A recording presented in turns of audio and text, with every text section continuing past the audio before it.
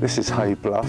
I'm Alan, and I just walked up there, the steep way, at 56 years old, and somebody who's used to exercise, like walking from the bedroom to the office via the bathroom, home office that is.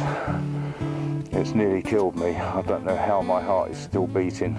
I think it must have been about 180 to the minute. And I was coming up here, and I had to actually had to crawl in places, but we made it, and hopefully be able to show you some of the stunning views from the top of Hay Bluff.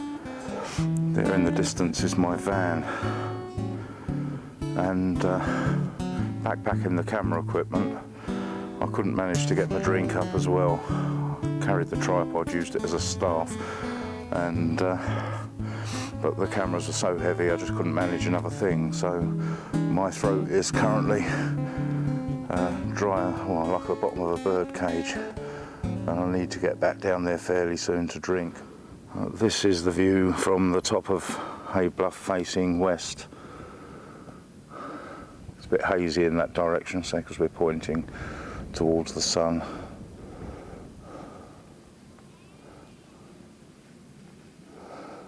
It's an amazing place.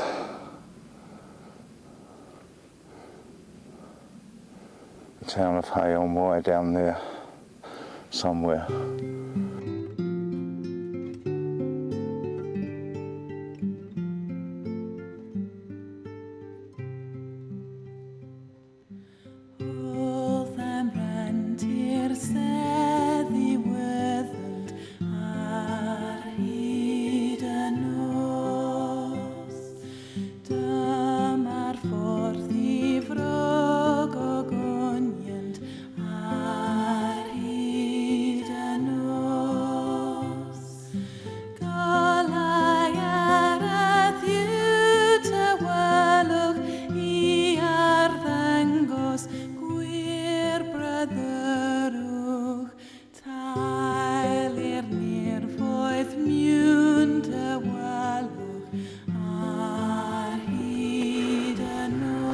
One thing that's noticeable up here is the absolute silence. I can just hear one skylark somewhere, but other than that you can hardly hear a bird or anything other than the wind. It's a bit breezy. I think I'm the only person up here now. There are a couple of hang gliders, but I missed them jumping off the edge of the cliff there. But the views here, it's a bit of a hazy day unfortunately, but the views here are stunning, especially on a nice clear day.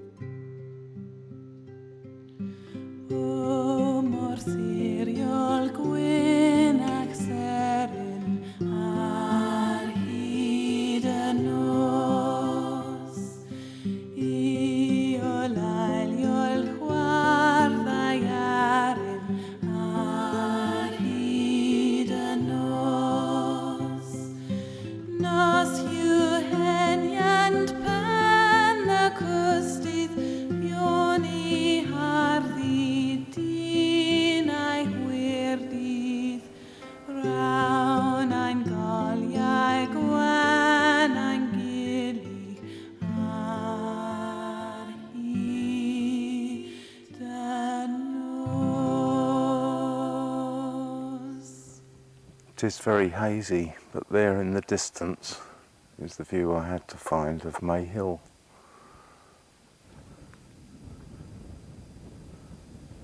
In some ways, you can almost imagine being on an alien world, being up here. The rocks strewn amongst the bog. Peat, I would imagine.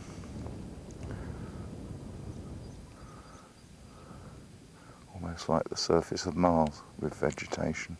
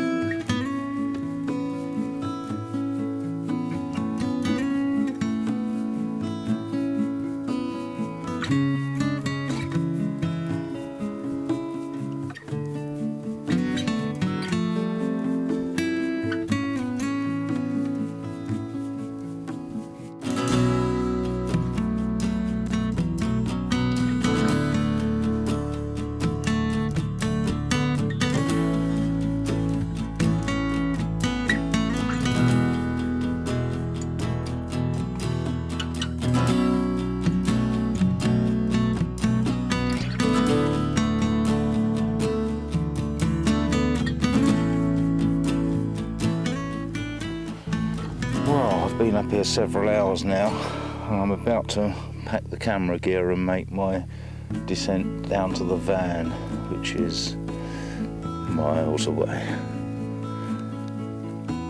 Down there.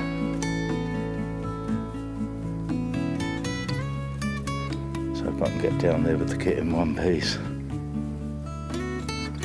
Well, I finally made it back down to the level at which I parked the van.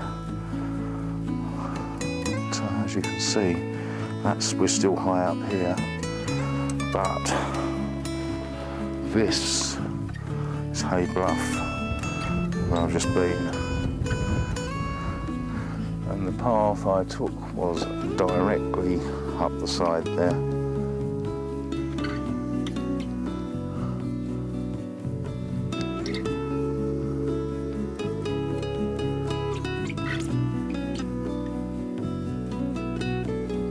Exhausted now. Have a cup of tea before I drive home. Still a fantastic view here. It's unbelievable. There's a balloon over there below my level. See if I can turn the camera around and find it.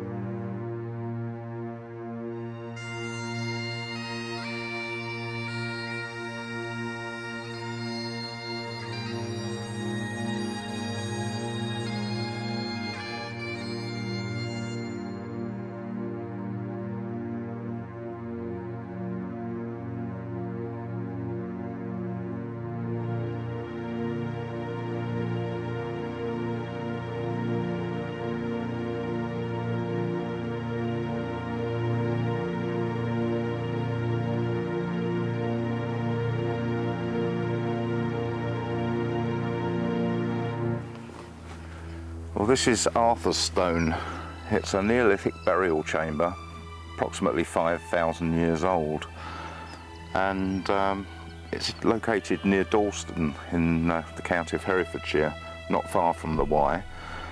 It consists of 9 of these upright stones, and with this great big capstone on top.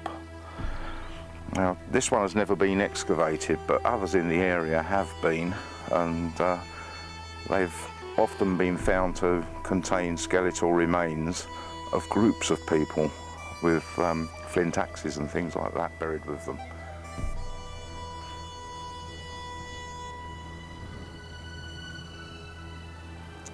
So Arthur's Stone is not only one of the few prehistoric monuments of a very early age that you can see in Herefordshire, but it's also one of the few that's in the guardianship of English heritage and is protected not only in terms of it being noted as a monument, but also that they care for it and look after it, a bit like Longtown Castle nearby, just over by the Black Mountains there.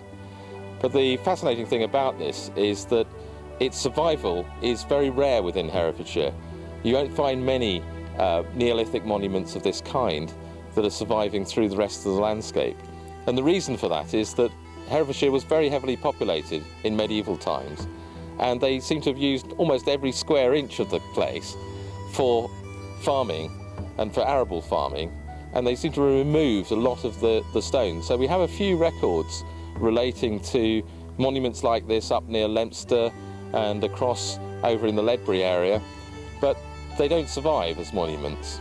And so this is really quite a rare survival, and it's one of a group that extends right the way around the Black Mountains, all along the fringes of the Black Mountains, but also in very prominent locations as well. And of course, one of the things that is fascinating about this is the way it sits within the landscape, and really makes use of the extraordinary location of this ridge and looking out towards the ridge of the Black Mountains. But its orientation is actually on a hill that's way over in Monmouthshire. And that hill is fascinating because it shares the same sort of profile of a number of these Neolithic long barrows, and it's higher at one end at the other. So it's almost as if they picked out a feature of the natural topography and echoed its form in the barrows that they were building and pointed towards that form as if to make a deliberate reference.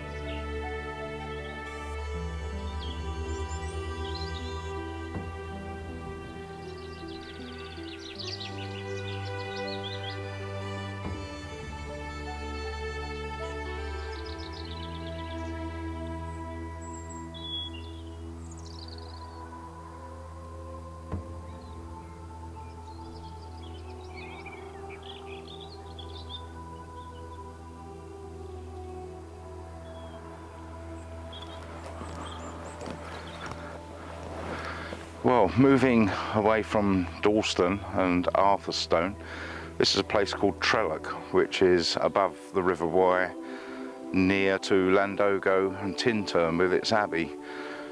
And the village Trellock is named after these three stones, Tree being the Welsh for three and Lech being the Welsh for flat stone. But the stones are actually known as Harold's stones because legend has it that three of Harold's chieftains died here in battle. But the stones actually outdate Harold by at least 2,000 years because they've been here 3,500 years since the Bronze Age. There's another legend attached to these stones, and that concerns Jack of Kent and the devil, who were having a contest.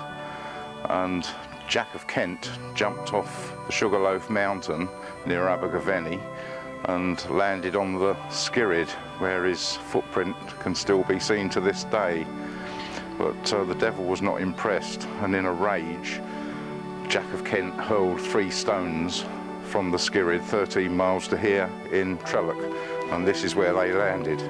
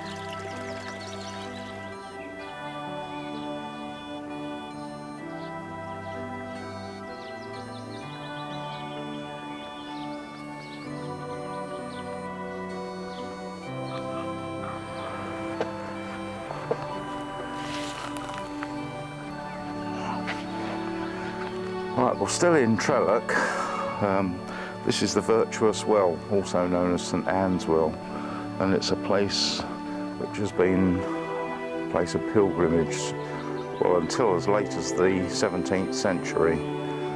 People come here from everywhere to try and cure their ailments, particularly eye problems and women's problems. The water which flows in the well is said to flow underneath Harold's stones.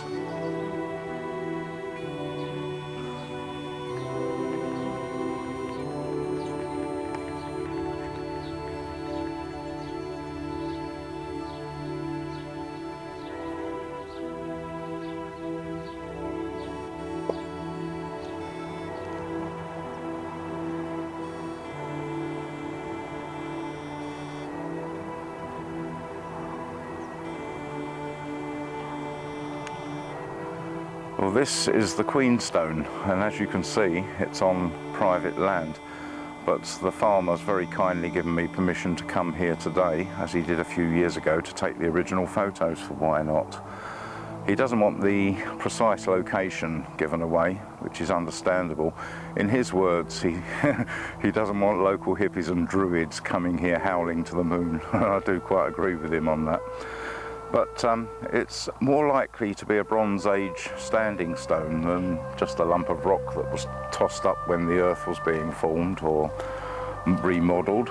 And it stands 6.5 feet tall. I'm 6 foot tall, and it is just slightly taller than me, even though I'm standing on a bit of a hump here behind the corn, which is, or the wheat, which is hiding its true height. Underneath the ground there are another 7.5 feet of it.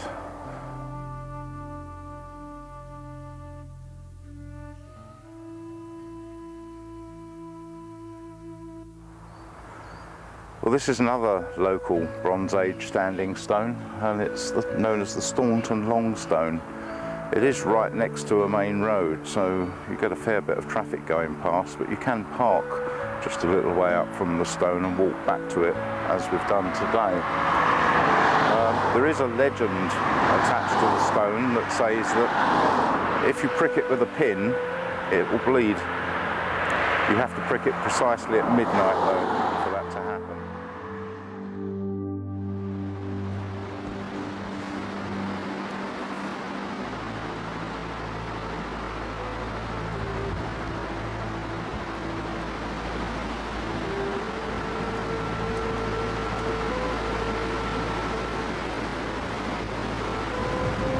Well, this is from the top of May Hill by the trees, and over in the distance there, I don't know how well you can see it on here, but in the distance is Hay Bluff, about 50 miles away.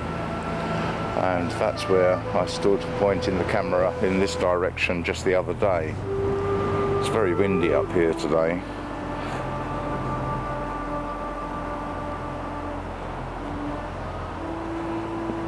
In the distance it's raining. In fact, that rain cloud has just been over the top of Ross. While I was walking up, I looked back and saw it raining on Ross on Wye.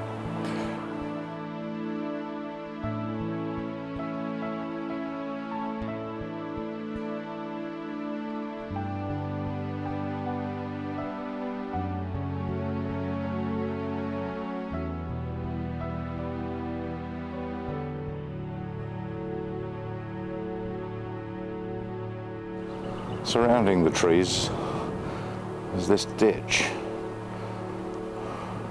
which probably has some archaeological significance. The hill has been used for centuries for festivities such as May Day and the winter solstice.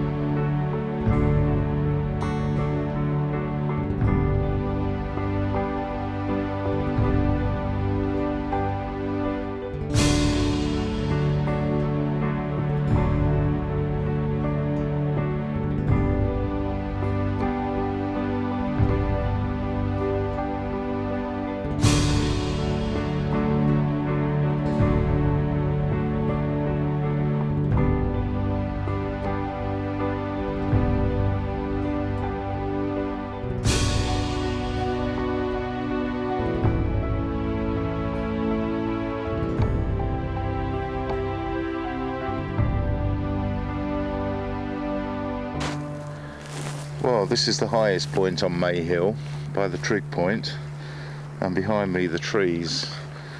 That copse was planted in 1887, but it replaced other trees that have been on top of this hill for centuries.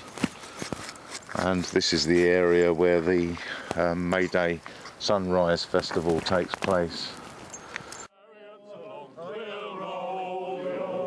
Chariots along, we'll roll, chariots along, and we'll all have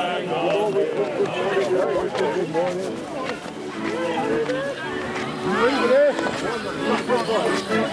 starting? Quick!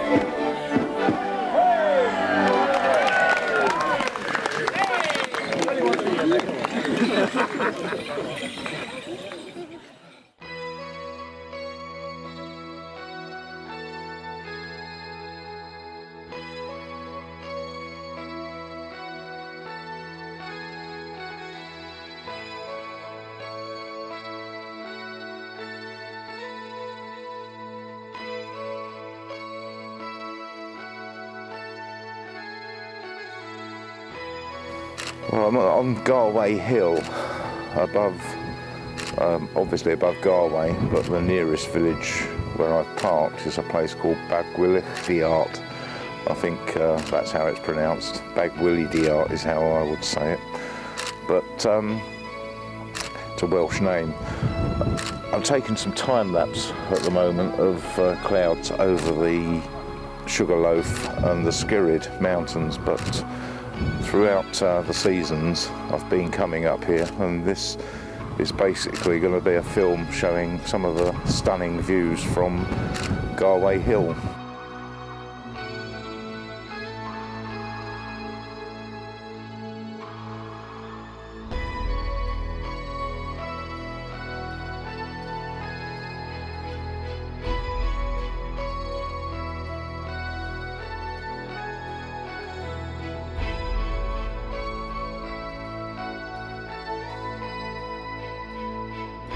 As you can see, it's been snowing, and the snow has made for some fantastic views up here today.